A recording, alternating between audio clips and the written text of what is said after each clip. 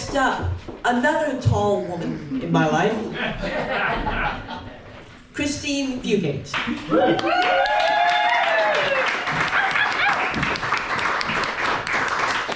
Christine is a Chicago native and a graduate of the Story Workshop method at Columbia College, Chicago. Her character-driven work explores complexities and relationships. Christine has been published in Hippocampus Magazine, 5 Minutes, Chicago Sun-Times, and Oprah.com, and she has recently completed a memoir about her father. Despite our individual connections to Columbia College and the local writing community, we actually first met socially at a neighborhood restaurant and bar called Vinales, R.I.P., which used to be downstairs from a giant Tower Records, R.I.P. The first fiction I heard by her was a marvelous portrayal of this stretch of Clark Street and its odd denizens. More recently here at Gumbo, we've enjoyed her mythic memoir vignettes. She reprises one of my favorites tonight. Please welcome Christine Fugate.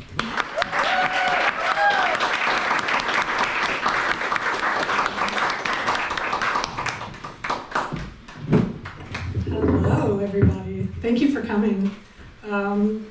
I have a lot to say about Gumbo, but I couldn't have written this book without Gumbo, I think. And I really appreciate you guys for listening to my memoir, which is not genre fiction, but something a little different in the Gumbo. So this piece, let's see, what do you need to know?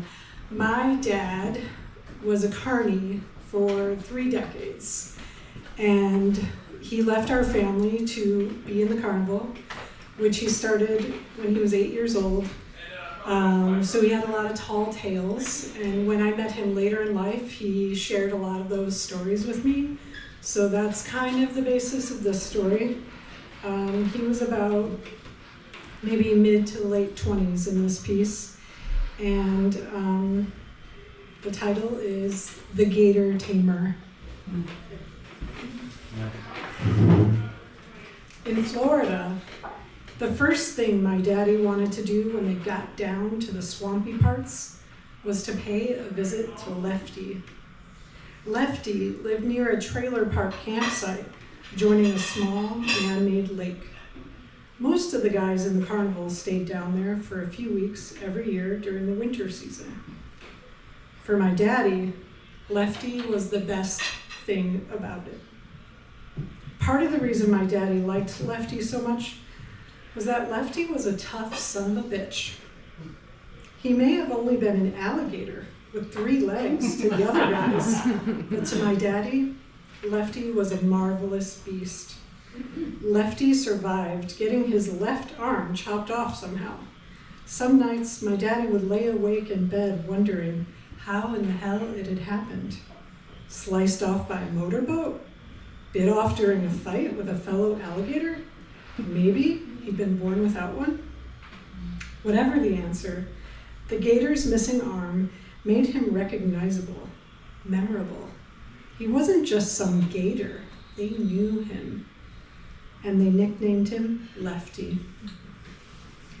The first night back, they'd sit on the small dock of the small lake. You could throw a football, not very hard, and it would clear that lake. Their feet dangled, and the dock swayed from their rampant jostling. They smoked cigarettes, drank beers, and swapped stories with wild laughter. The moonlight shone along the dark surface of the still, silent water. Lefty liked to sneak up on them, or maybe that's just how gators were. Lefty's eyes would barely be above water level. A package of bologna with its bright yellow lid peeled away sat behind the guys next to a lineup of beer bottles. Could Lefty see the yellow smudge in the distance? Or did the smell of bologna lure him closer? Or did he recognize the band of loud guys who made a ruckus wherever they went?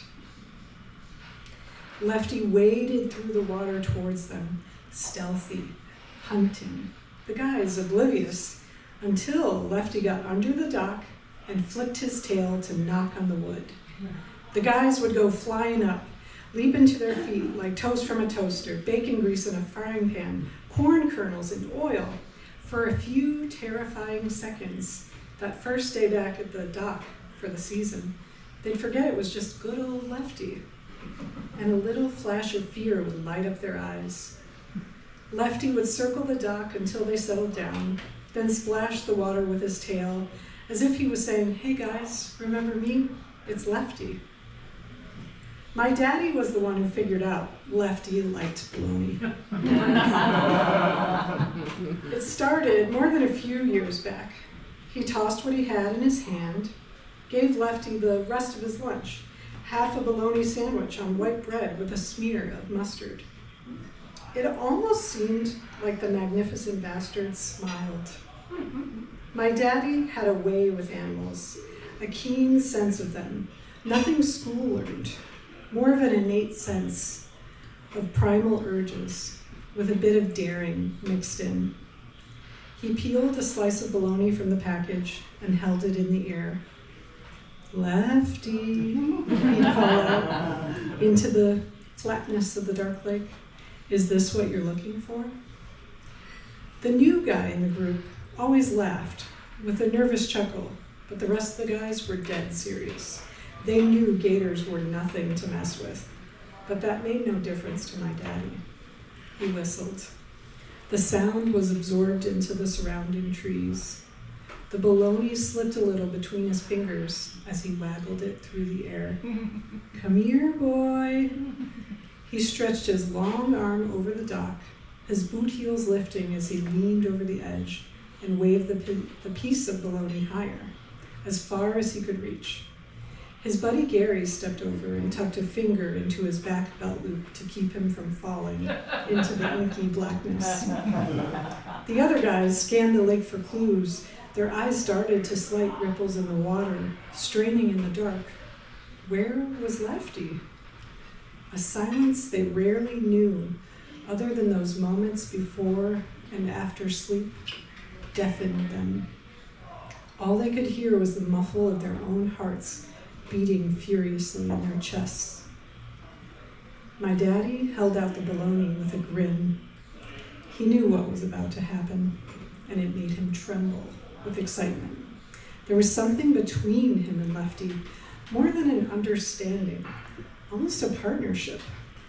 They were putting on a show, and they both enjoyed it. In a blink, Lefty leapt out of the water, slicing through the surface in the black night with athletic ease, jaws wide, teeth gleaming in the moonlight. Sometimes time slowed as the bologna dangled there, and Lefty was in midair, 8 feet of gator, tail in the water, heading towards them, towards the bologna. His fingers let the bologna slip, and Lefty's jaws would smack shut, with a clap so loud the guys would yelp out in fear that my daddy had come so close to losing a couple fingers or his whole damn hand. Before Lefty fell back in the water, with a polite splash that sprayed their legs and feet, Gary would yank him back by his belt loop, and the ruckus of the guys resumed.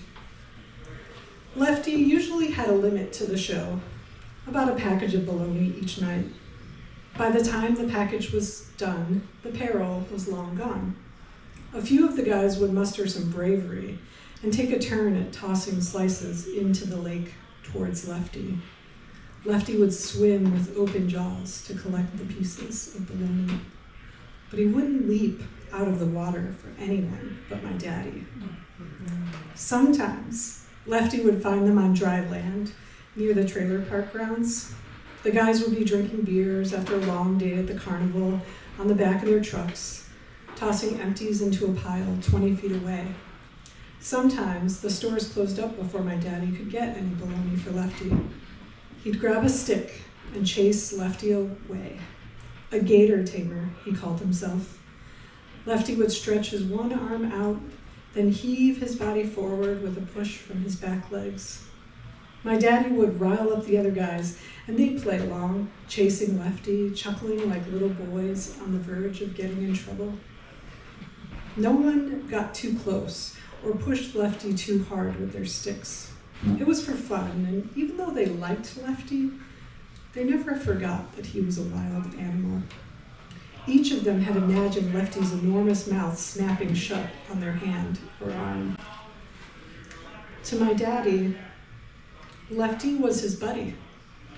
Lefty was gentle and absurdly adoring. Lefty followed him around, let him ride his back in the lake water. The guys even say they once wrestled, but only once, because wrestling a one-armed gator didn't seem fair.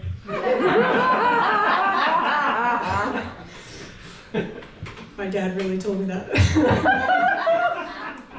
Maybe Lefty knew, the same way I knew without knowing why, despite everything that had happened.